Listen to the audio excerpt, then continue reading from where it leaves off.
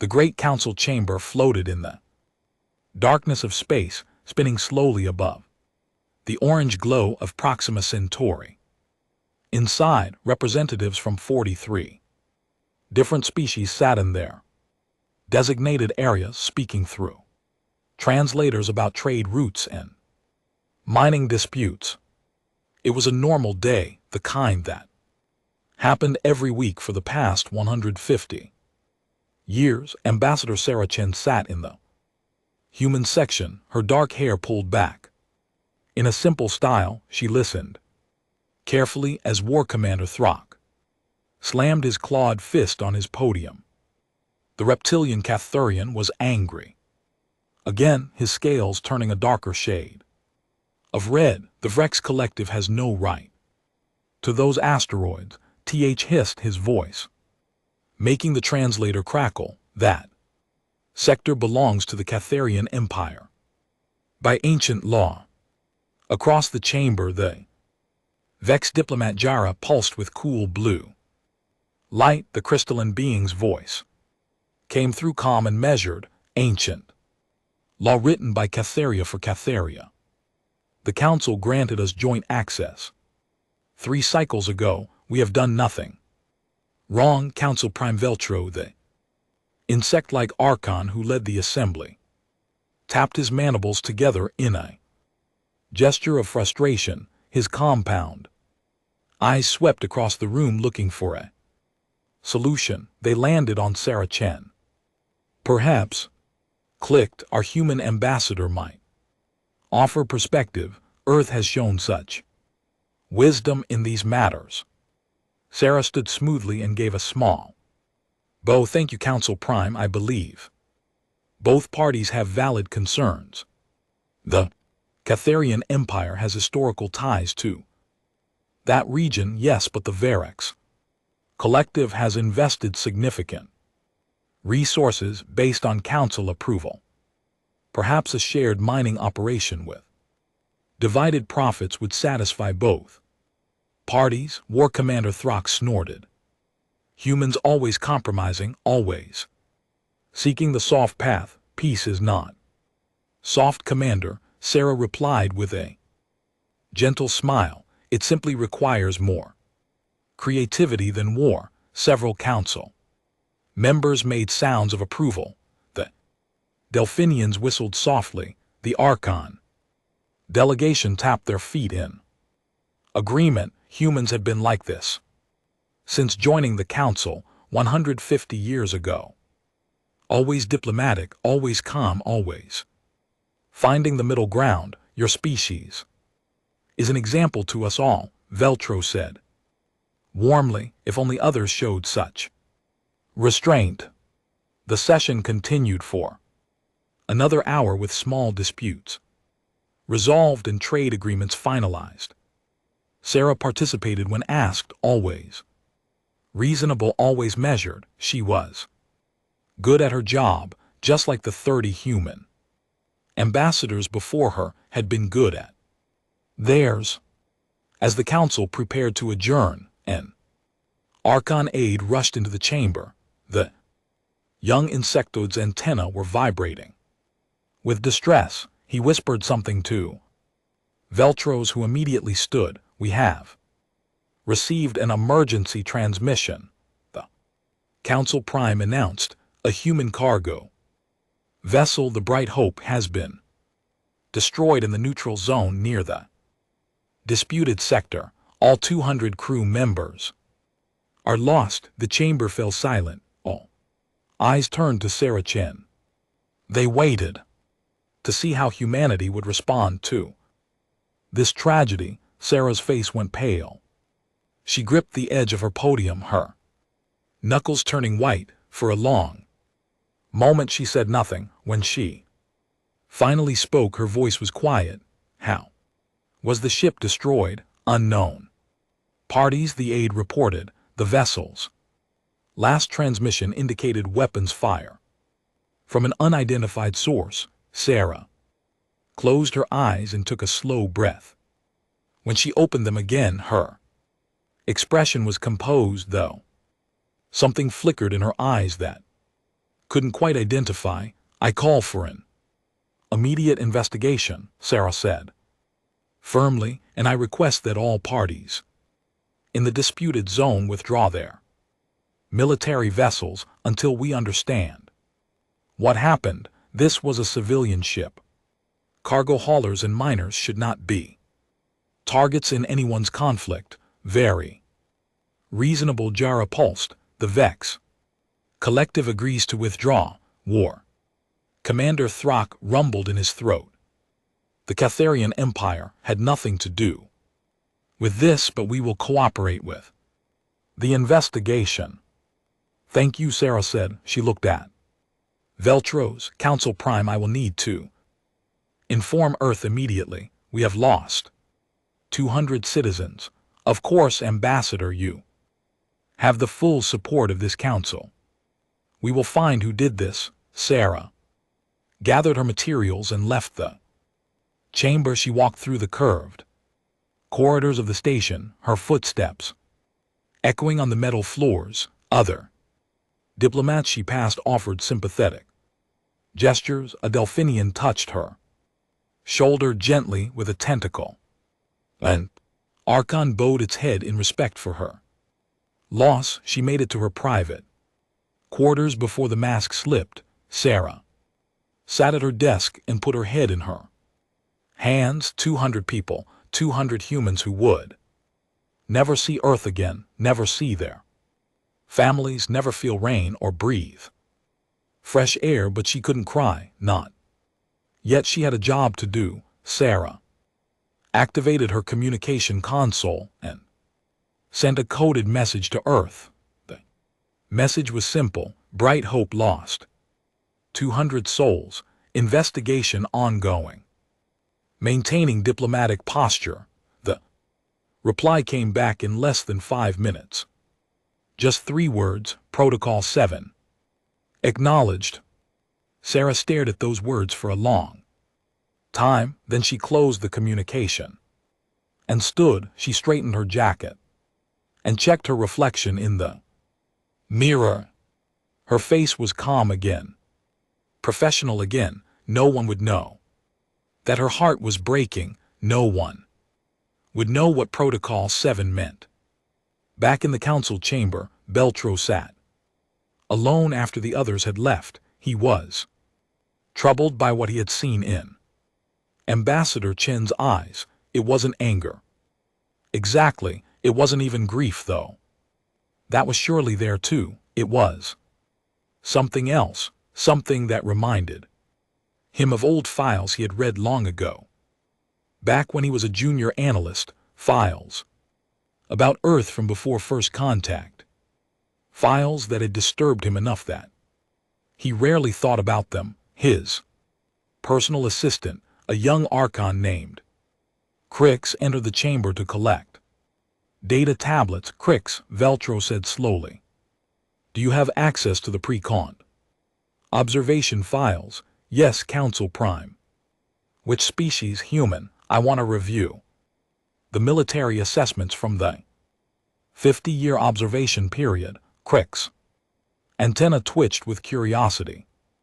That's an unusual request. Those files are very old. Is there a concern? Beltro thought about the look in Sarah Chen's eyes, about how calm she had been, about how every human ambassador for 150 years had been exactly the same: peaceful, diplomatic, reasonable.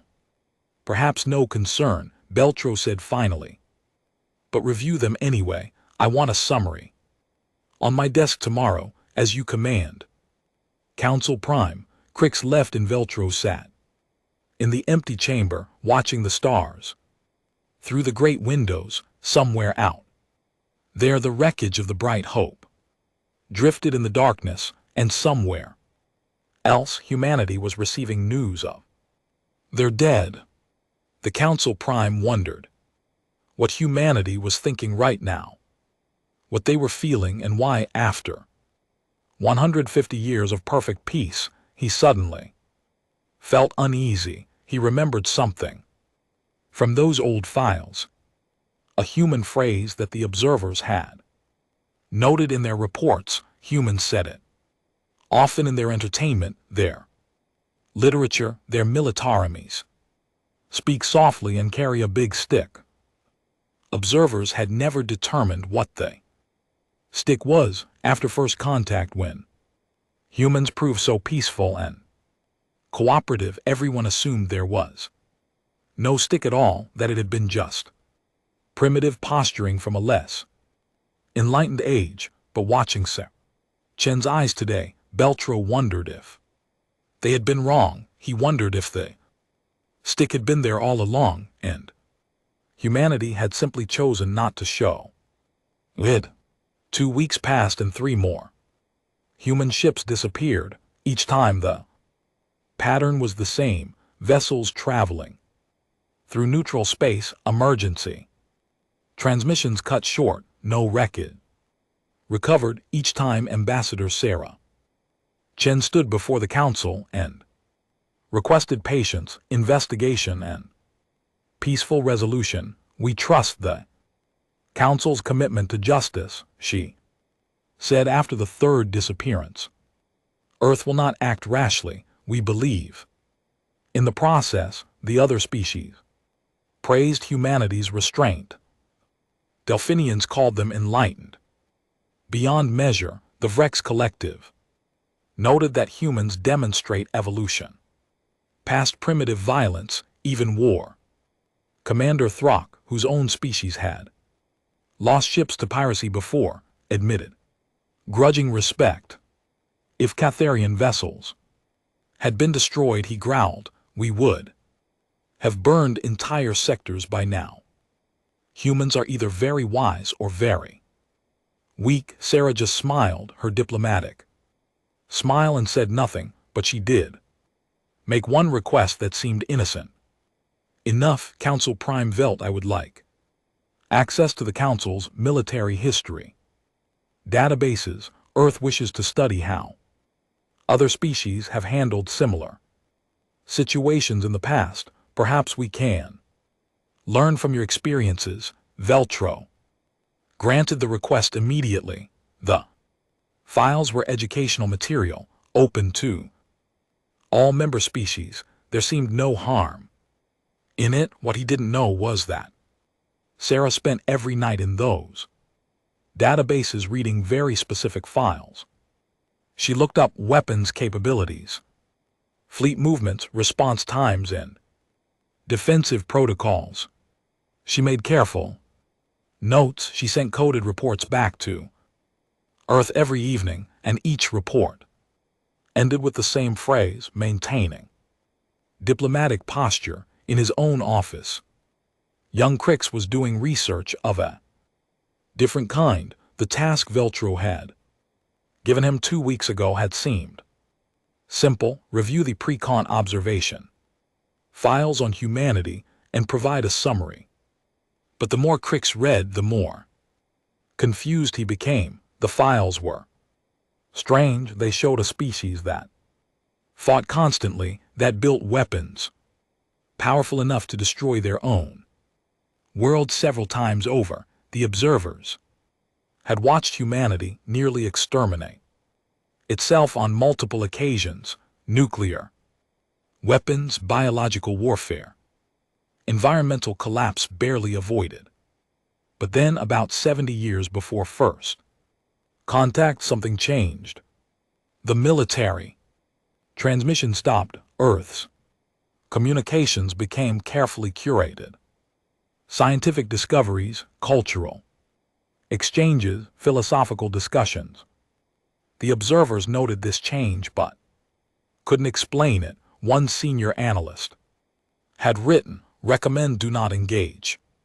Species may be deliberately concealing military capability, unknown if they detected our observation. Advise observation only until further assessment. That recommendation had been marked classified level 9 and apparently forgotten when first contact finally happened 50 years later. Humanity had been peaceful, cooperative, and eager to join the galactic Community. Everyone relaxed. The old warnings were filed away and ignored. Crix kept reading. He found tactical analyses of human military doctrine from their pre-Kant era. The observers had been impressed and disturbed by human warfare. Humans didn't just fight, they studied fighting like it was a science. They had militaries older than some species, entire civilizations. They wrote books about war, made games about war, told stories about war, and then they just stopped broadcasting any of it. Crix's antenna trembled as a terrible thought occurred to him. What if humans hadn't stopped? What if they had just stopped showing it? He cross-referenced the dates. Earth stopped broadcasting military content 70 years before first contact, but the Council's first observation probe had entered Earth's system exactly 71 years before first contact. They had detected the probe. They had to have, and then they had hidden everything the Council would find. Scary. Crix needed to tell someone. He gathered his files and rushed to Veltro's office, nearly colliding with a Delphinian diplomat in the corridor. Council Prime. Crix burst into the office without announcement. The humans. We were wrong about them. Veltro looked up from his work, mandibles clicking in irritation at the interruption. Explain yourself, Crix. The observation files, the ones you asked me to review. Council Prime. Humans knew we were watching them. They detected our probes and they hid their military capabilities. Everything we saw before first contact was carefully chosen. They wanted us to think they were peaceful. That's a serious accusation, Veltro said slowly. Do you have evidence?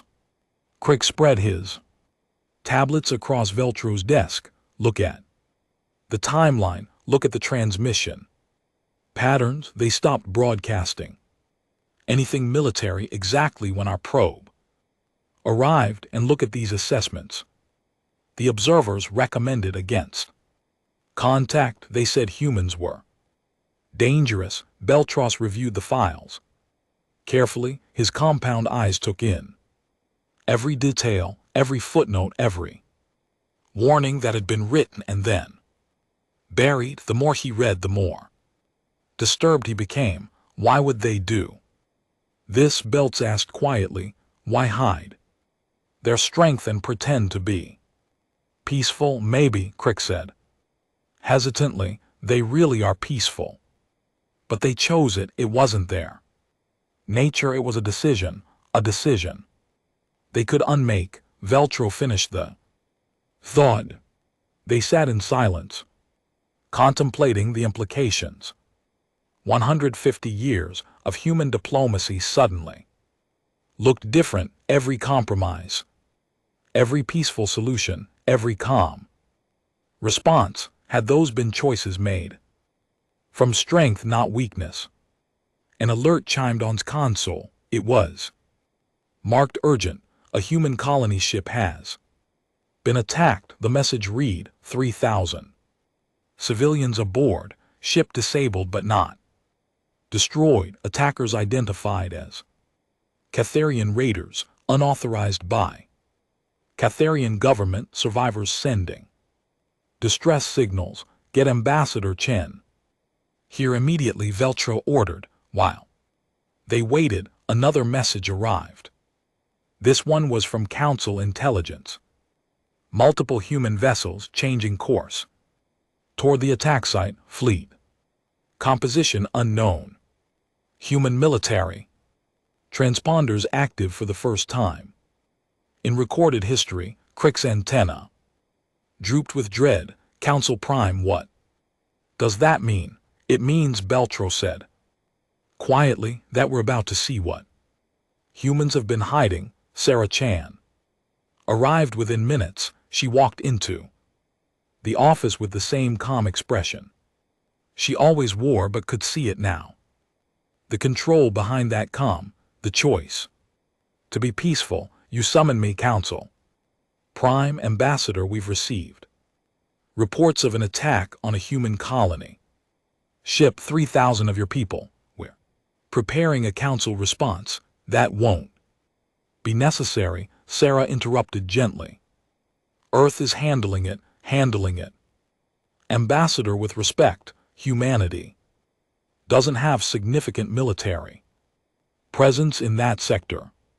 Council Prime, Sarah said, and her voice was still kind, still diplomatic, but there was something new in it now, something that made Veltros's instincts scream danger. We need to have an honest conversation. May I sit? Veltz gestured to a chair. Sarah sat, folded her hands in her lap, and looked at him with those calm, steady eyes. We thought you knew, she began. When you made first contact, you were so careful with us. Your ships kept their distance. Your diplomats were so polite, so cautious. We assumed you knew what we were capable of and were being respectful of it. We were being cautious because you were unknown, Belt said. No, Sarah replied softly, you were being cautious because you'd been watching us for 50 years, and you were afraid. We saw your probe. We saw all of them, and we realized we were the scary ones, so we made a choice to play nice, to show you only what wouldn't frighten you, to prove we could be good neighbors. Sarah leaned forward slightly, and we have been, Council Prime, for 150 years. We've been the best neighbors we could be. We meant every word of every peace treaty. We believed in everything we built here. But you violated the rules of engagement, Sarah said, and now there was steel in her voice. You, not you personally, but parties within Council space killed our civilians multiple times. 3,000 people on that colony ship, Council Prime, families, children.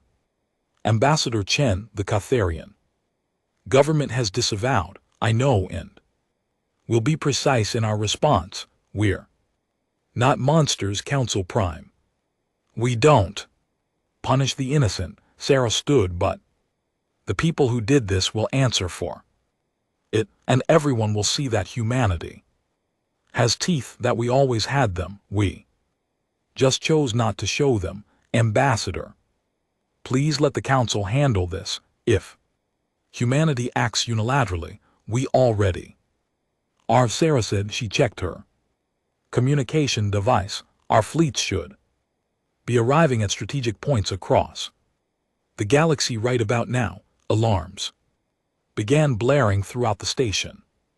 Beltros's console lit up with incoming reports. His aide's voice came through in a panic. Council Prime, multiple spatial distortions detected. Unknown vessels dropping out of FTL at 47 different locations. Fleet composition massive. They're human ships, Council Prime. Dozens of them. Where did they come from? Sarah walked to the window. In the distance, a fleet of human vessels dropped out of faster than light travel. They were enormous, their hulls bristling with weapons that had never been registered with the Council. They moved with perfect coordination, taking up defensive positions around the station. We've been on exercise, Sarah said quietly, watching her people's ships for decades, training, practicing, hoping we'd never need to be what we once were. She turned to face. We'll fix the problem in that sector. We'll be part of the Catharian raiders. Thought they were being clever. They had disabled the human colony ship and held position, waiting to make demands for ransom. 3,000 civilians were excellent hostages. The raiders sent threatening messages showing weapons pointed at the helpless vessel. What they didn't see were the small satellites drifting near. The human mining outpost in the next sector. The satellites looked like standard navigation equipment, the kind every species used to mark mining. Claims they'd been there for years. Nobody paid attention to them anymore. War Commander Throck watched the situation from his command ship, furious that unauthorized raiders from his own species had created this mess. He was preparing an official response when his sensors officer made a confused sound. Commander, the satellites near mining Outpost 7 are activating. What? Satellites, the human navigational satellites. They're moving and their power signatures are spiking. Throck pulled up the sensor data. 6 small satellites had indeed activated. They were rotating, adjusting position, and charging some kind of capacitor system. His tactical computer ran an analysis and returned a result that made his blood run cold. Those aren't navigation satellites, his weapons officer whispered. Those are targeting platforms. The satellites fired 6 beams of coherent energy, lanced through space, covering the distance to the raider ships in seconds. The beams didn't just hit the raiders. They sliced through them, shields that should have held against anything short of a battleship main gun flickered and failed. Holes that were designed to withstand sustained combat simply weren't there anymore. 4.3 seconds. That's how long it took for 6 small satellites to completely destroy an entire Catharian battle group. 15 ships. 3,000 raiders gone. The colony ships. Hostages were safe. The raiders never got a chance to harm them. Throck stared at the empty space where the raider ships had been. His tactical officer was making distressed clicking sounds. His communications officer had stopped moving entirely, frozen in shock. Get me the council, Throck said quietly. Get me the council right now. Emergency session assembled faster than any in council history. Representatives arrived in various states of shock, confusion, and fear. The chamber buzzed with panicked conversations in 43 different languages. Beltro called for order, his mandibles clacking sharply against his podium. We have all seen the reports. Human weapons platforms destroyed, unauthorized Catharian raiders. War Commander Throck has requested this session to address the situation. Throck stood, and for the first time in his career at the council, he looked uncertain. I wish to formally state that the Catharian Empire did not authorize those raiders. They acted against our laws and our honor. They got what they deserved. The question Jara pulsed, the Vex diplomat's crystalline body flickering with agitated orange light. Is where did human weapons come from? Those satellites were registered as navigation equipment. They've been there for 6 years, perhaps, suggested a Delphinian representative. We should ask the humans directly. All eyes turned to the chamber entrance as Sarah Chen walked in. She looked exactly as she always did. Professional, calm, slightly apologetic for any inconvenience. She took her position at the human podium and waited patiently for the room to quiet down. Ambassador Chen, Belt began carefully. The council requires explanation. Those weapons were not registered. They were disguised as civilian equipment. This is a violation of council regulations.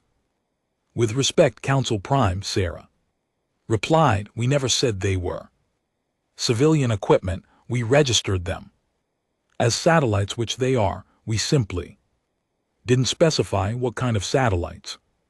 No one asked, but you allowed us to believe and we allowed you to assume. Sarah corrected gently, there's a difference. We never lied to the council. We just didn't volunteer information that might make everyone nervous. A small Archon delegate stood up. How many of these weapons platforms do you have? Sarah paused, seeming to consider her answer. And GT, all of them, all of. And GT, what?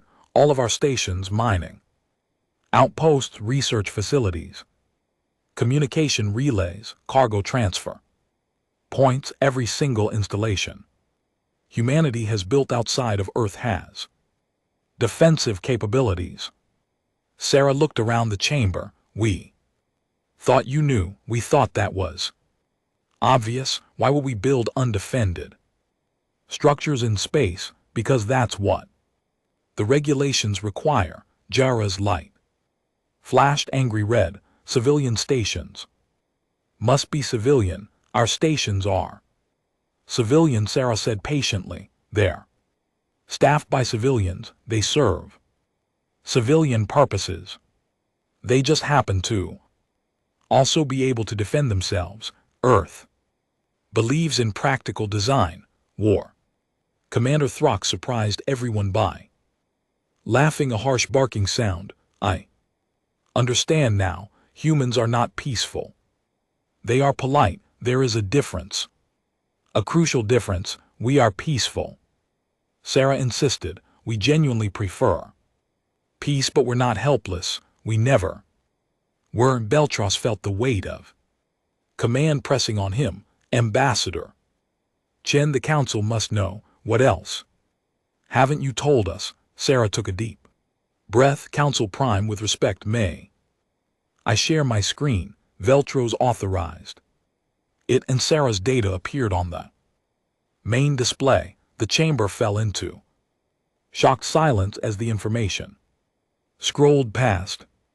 Every human cargo ship had concealed weapons, not defensive weapons, actual military offensive systems. The cargo containers could flip open to reveal missile batteries and beam weapons. Every human civilian station had enough firepower to fight off a full battle fleet. The mining equipment could be repurposed as mass drivers. The solar panels could focus into laser arrays. Human colony ships weren't just transports, they were mobile fortresses that could deploy, establish a foothold, and hold territory against significant military opposition. And the fleet, 47 fleets, Sarah said quietly as the data displayed, each one comparable in size to the Catharian Empire's entire navy. They've been on training exercises in deep space for decades, rotating crews, maintaining readiness, hoping they'd never be needed. This is impossible. Jar pulsed weakly. The resources required, the industrial capacity. Earth is very industrious, Sarah said. Simply, we just didn't show you our military industries. We showed you our art, our culture, our science, the nice things, the things that wouldn't make you afraid. A small voice came from the Delphinian section. Why hide all this? Why not just tell us? Sarah's expression softened. Because we saw your probe, the first one, 70 years before first contact. It was shaking. Did you know that your observation probes, position-keeping thrusters, were firing erratically because whoever was controlling it was nervous? You were watching us destroy ourselves with weapons that could barely crack a moon. And you were terrified. She looked around the chamber, meeting eyes with representatives from dozens of worlds. So we looked at ourselves through your eyes, and we realized we were the monsters in this story. We were the scary species, and we made a choice. What if we didn't have to be? We spent 50 years cleaning up our act before First contact, we didn't become less capable, we became more careful, more considerate. We learned to hide the weapons and lead with the poetry. And when you finally came to talk to us, you were still so careful, so diplomatic, so clearly relieved that we weren't as bad as you feared. Sarah smiled sadly. We thought we'd done well. We thought we'd proven ourselves. We thought you understood that we had teeth but chose not to bite. Instead, you thought we never had teeth at all. Beltros felt something between awe and horror. 150 years, you maintained this deception. For 150 years, it wasn't deception.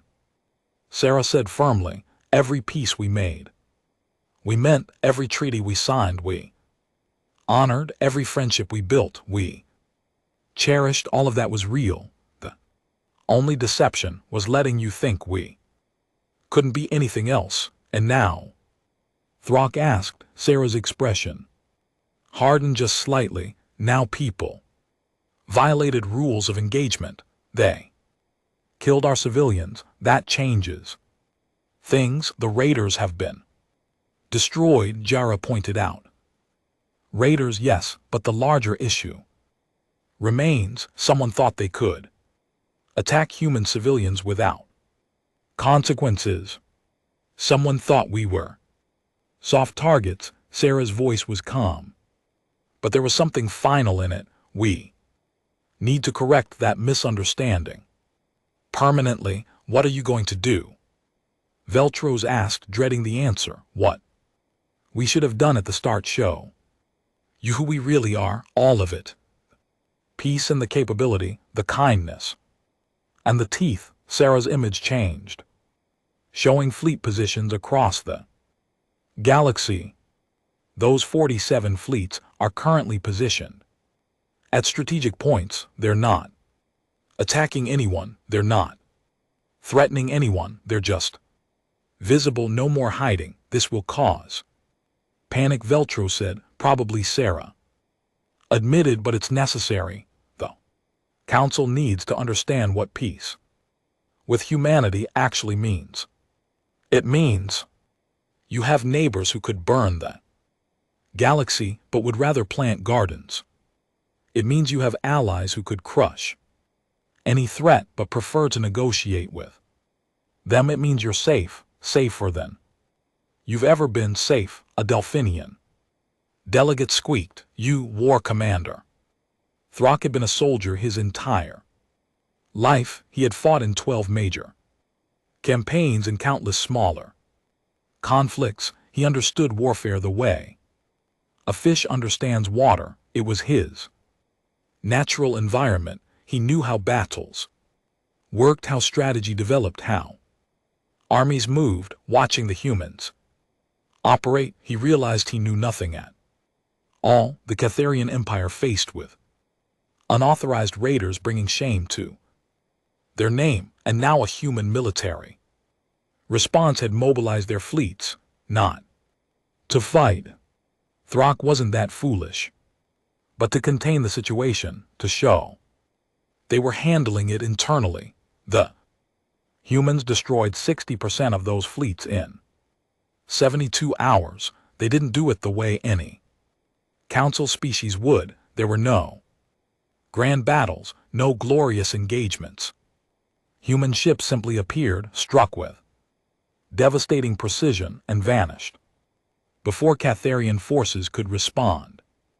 They targeted command vessels, supply lines, and communication relays. They didn't kill ships, they neutralized them. Weapons offline, engines disabled, life support intact. It was surgical, clinical, and absolutely terrifying. They're not fighting us, Throck's tactical officer said, studying the patterns. They're dismantling us. What's the difference? Throck growled. A fight has back and forth, attack and counterattack. This is their taking apart our fleet like a child's toy. Piece by piece. Throck watched the tactical display update. A Catharian Supply convoy had just been intercepted. Not destroyed, just stopped. The human ships had disabled every vessel's FTL. Drive with single precise shots, then jumped away. The convoy was stranded, but safe, their crews unharmed. They could have killed them, Throck said.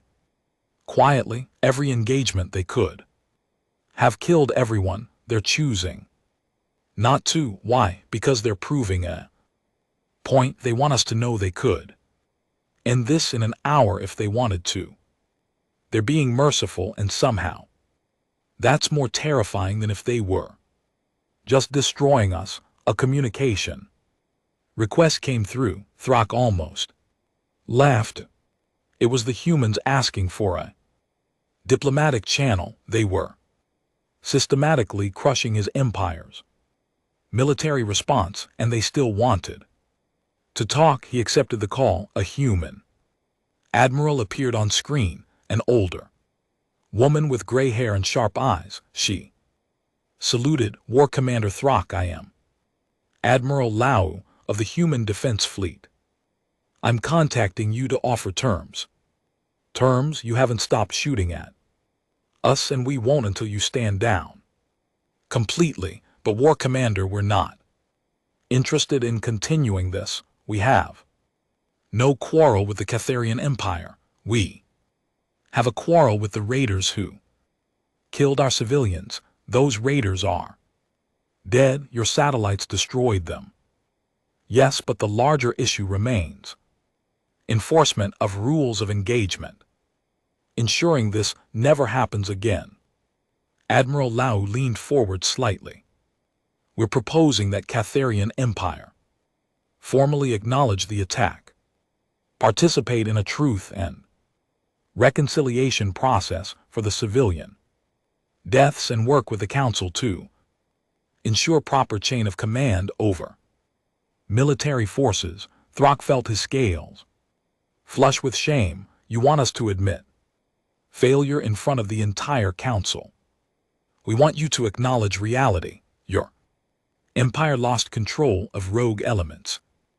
They committed war crimes. You need to own that and fix it. Admiral Lau's expression softened slightly. War Commander, humanity doesn't want to humiliate the Catharian Empire. We want to make sure this never happens again. Not to us, not to anyone.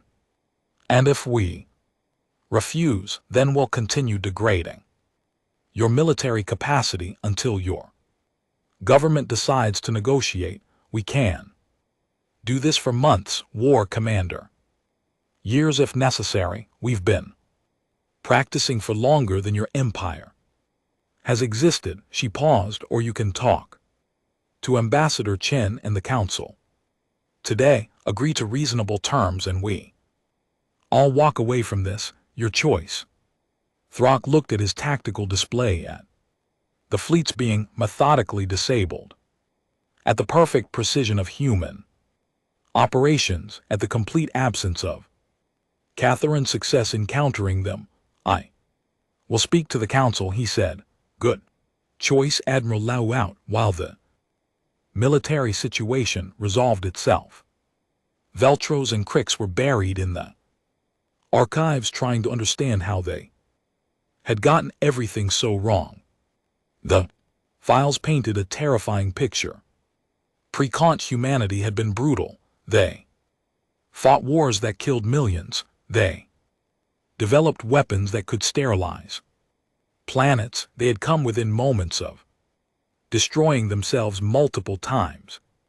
But the files also showed something else. Humans studied war like it was an art form. They had militarities that ran for centuries. They wrote books analyzing every battle they'd ever fought, learning from every victory and defeat. They made games to teach tactics. They told stories glorifying warriors while also showing the cost of war. They remember, Crick said, reading through a tactical analysis. Every species forgets. We have peace for a few generations, and we forget how to fight.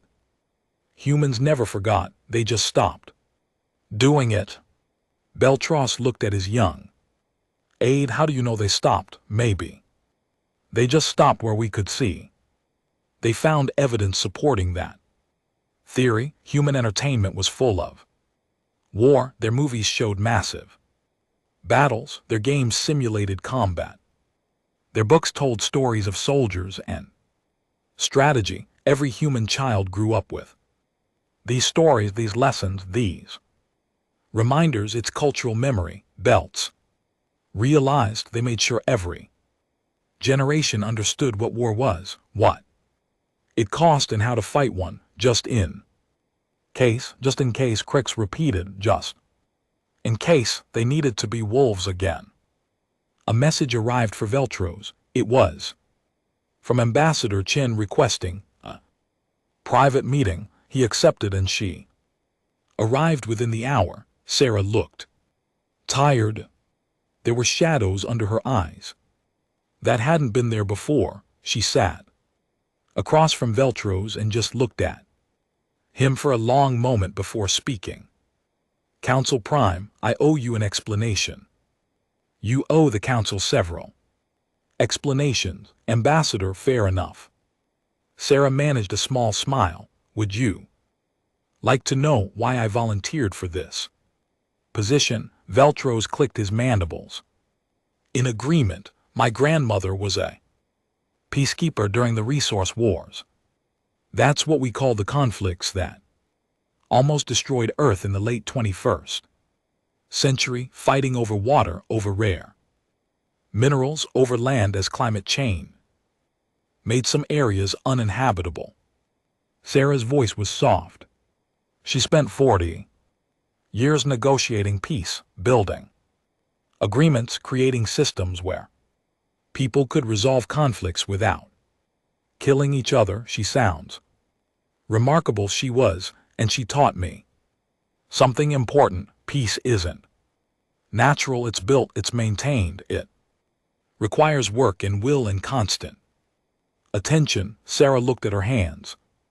When we detected your observation probe, Earth's governments had a choice. We could show you what we were, warriors who had finally learned better, or show you what we wanted to be, a peaceful species worthy of joining the galaxy. So you lied. No, Sarah said firmly. We became what we showed you. Every human who joined the diplomatic corps meant it. Every peace treaty we signed was genuine. Every compromise we made was real. We didn't lie about wanting peace. We just didn't mention we were also really, really good at war. Why not just be honest? Sarah laughed, but it was a sad sound because you were terrified of us, Council Prime. Your probe was shaking, and we realized if we showed up at first contact with our teeth bared, you'd never trust us. You'd always see us as the dangerous species, the ones to watch, the ones to fear. Instead, you hid. Instead, we built trust. For 150 years, we proved we could be good neighbors, good allies, good friends. Sarah met his eyes, and we where we are, that's real, Council Prime. Our friendship with the Council, our commitment to peace, it's all real. But you have teeth, yes, and now everyone knows it, and I'm sorry for that. I'm sorry we had to show you this way. Sarah's voice cracked slightly. We wanted to protect you from ever having to see the other side of humanity, the side that knows how to wage war. Your grandmother would be proud, Beltro said quietly. You maintain peace for as long as possible. She'd be disappointed. We had to show the teeth at all. Sarah stood. War Commander Throck is ready to negotiate. The Catharian Empire will formally acknowledge what happened and participate in a reconciliation process. Is that acceptable to the Council? Yes. Yes, I believe we can work with that. Good, then I'll recall the fleets, most of them anyway. A few will remain. visible just as a reminder that humanity has teeth, a reminder that humanity chooses not to use them. Sarah corrected, there's a difference, Council Prime. There's always been a difference. After she left, Veltro sat alone in his office. Crix found him there an hour later, staring at the human fleet positions on his display. Council Prime. Are you well? I'm thinking, Crix. About fear and respect, about how we confused weakness with peace. Beltros turned to his aide. We saw what we wanted to see. Humans led us, and maybe that was kind of them. Maybe it was manipulative. Perhaps it was both. What do we do now? Now, Veltro looked back at the display. Now we work with the truth. Humanity is peaceful because they choose to be, not because they have to be. They're our friends because they want to be, not because they need us, and that might actually make them the best allies we could have, because they could destroy us but won't. Because they're strong enough to choose mercy. Beltro said, and wise enough to know that strength without restraint is just another kind of weakness. On Earth, in a small apartment in Geneva, an old woman watched the news broadcast from 6 months had passed since what the Council now called the revelation. The galaxy had adjusted, though not without difficulty. Trade routes had been redrawn, defense agreements had been renegotiated. Every species had to reconsider what having humanity as neighbors actually meant. The council chamber had changed too. There was a new position in the organizational structure, peacekeepers of last resort. It was occupied by single chair, Ambassador Sarah Chen's chair. She sat in it now, listening to a dispute between two minor species over fishing rights in a shared ocean world. It was the kind of small conflict that used to take months to resolve. Now, with everyone aware that humanity was watching, both sides were being remarkably reasonable. We propose a seasonal rotation, the Quran representative suggested, 6 months for each species with shared monitoring stations to ensure compliance. That is acceptable, the Telmari diplomat agreed, tentacles curling and reluctant approval. We can work with this. Veltro clicked his mandibles in approval. Excellent, this dispute is resolved. Ambassador Chen, do you have any concerns? Sarah smiled. None at all. Council Prime, I'm pleased to see such practical solutions. She was pleased. Genuinely. This was how it was supposed to work. The threat of force making everyone more willing to compromise peace through deterrence. She hated that. It required the threat, but she couldn't deny it was effective. After the session, several representatives approached her. This was common now. Species wanted human military advisors, not to build weapons or plan conquest, but to learn what humans called strategic restraint. Ambassador Chen, a Delphinian admiral, approached, bowing respectfully with 2 of its tentacles.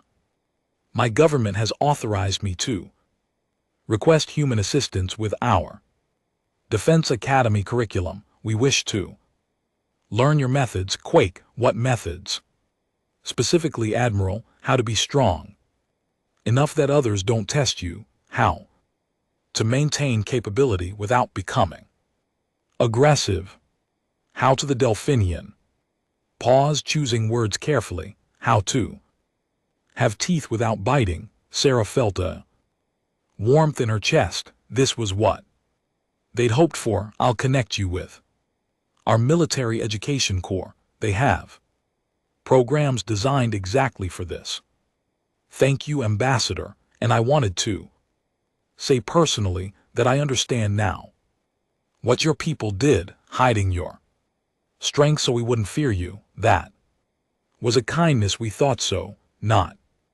Everyone agrees, perhaps not, but you gave us 150 years of genuine peace, and when that peace was violated, you restored it without unnecessary bloodshed. That speaks to character. Ambassador, that speaks to who humanity truly is. After the Delphinian left war, Commander Throck approached. The Catharian had changed in 6 months. He was quieter, more thoughtful. The truth and reconciliation process had been hard on his species, forcing them to confront failures in their military command structure, but they'd emerged stronger. Ambassador Chin, I wanted to inform you that the final recommendations from the Reconciliation Commission have been approved. Catharia is implementing new oversight protocols for all military operations. That's excellent news. Commander, it was necessary. We were sloppy, arrogant. We allowed rogue elements to operate because we didn't think anyone would challenge us. Throck's scales shifted to a darker, more serious color. Your people taught us humility. That's a rare gift from a conqueror. We're not conquerors. Commander, no, you're something more dangerous. You're teachers. You make us look at ourselves and question whether we're living up to our own ideals. He gave what passed for a Cetheran smile. My government would like to invite human observers to our militaries.